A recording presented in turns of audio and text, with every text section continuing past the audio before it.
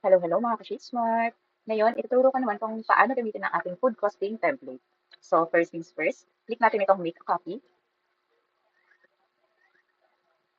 So, now, andito na tayo sa ating na-copy na template. So, meron ako ditong give me template. So, makikita nyo naman po dito yung step-by-step tutorial. Ayan, then may policy tayo. And meron din tayong dalawang sample dito. So, now, punta tayo dito sa product name. So, ito pa kada isang recipe is isang sheet. So, for example is, meron kayong 10 recipe. So, i-duplicate nyo na lang po ito. So, click nyo lang yung duplicate niya para makopy yung blank. No? Ayan. So, now, lagay natin dito yung ating product name. Ako, ang ilalagay ko is yung sandwich. Yan. Nilagay lang natin dito yung sandwich. And yung ating remarks and remarks. So, ako ilalagay ko is buy one, take one. Lagay natin dito is regular sandwich. So, yan. Ito naman, mag-insert lang tayo ng picture dito. So, click natin itong insert. Then, image, insert image in cells. Yan. Upload lang natin kung meron tayong sariling picture. And kung wala naman, pwede tayong kumuha dito kay Google Image. Search lang natin, sandwich. Ayan. So, ako, ang nalagay ko is, ito na lang. Yan. So, now, punta tayo kay ingredient cost. So, meron ako dito ang sample ng ingredient cost. Ito-paste ko na lang. Ayan. So, ganito siya. So, meron akong chicken, bun, lettuce, and tomato. Ang binili kong chicken is 1 kilos. So, ang purchase cost ko is 150 yung isang kilo. Ang nagamit ko naman ay 0.5 lang o kalahating kilo. Then, itong cost on usable unit is automatic na po to. So, for example is, ang nagamit ko dito is 0.25. Ayan. O yung 1/4, no? So, yung cost on usable unit natin, ayan. So, nagbago siya ng 37.50. Then, meron tayo dito packaging cost. So, lagay lang natin. For example is paper bag. Purchase size, for example, is 50 and ang unit is pieces.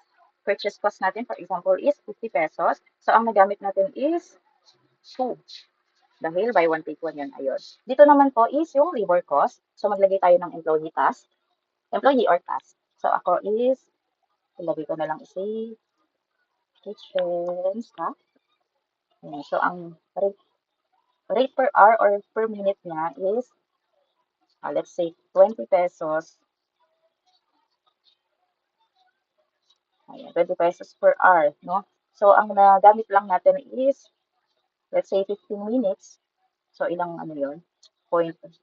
So, kung 1 hour, no? So, 0.25 sa 1/4, ay sa 1/4 ng 1 hour, no? So, 0.25. So, pwede rin namang convert na natin to as minute. So, ang per minute niya is, let's say, 5 pesos. Tapos, ang minute work niya is, let's say, 15 minutes. Ayan. So, ganun lang po yung pag-convert. Pwede siyang per hour or per minute. So, pwede natin itong bawasan. Depende sa gusto natin. Ayan. Gawin ko na lang 2 pesos per minute siya. Additional cost, for example, ng electricity. Electricity and gas. So, lagay tayo dito. Ayan. So, iyon, makukompute agad dito yung total costing. So, mayroon tayong 113 na costing. So, ang target price natin is 150 ang ating regular sandwich na buy one, take one. So, yan, makikita agad natin dito yung profit amount, no? Dito naman sa additional profit margin, pwede tayong mag-add dyan. For example, nakukulangan tayo, no? Add pa tayo ng 10% na profit margin. Ayan. So, mag-compute siya ng suggested selling price ulit and profit amount. So, ganun lamang po kadali. Meron tayo ditong bagong, ito, yung new costing natin for batch costing. So, meron kasi tayo, so, sa isang lutuan, no, marami yung, ilang pieces yung nagagawa, and per piece naman yung benta. So, ganun din po. Ganun lang po. Same procedure lang. Ang pinakaiba lang, ilalagay nyo lang dito yung serving quantity.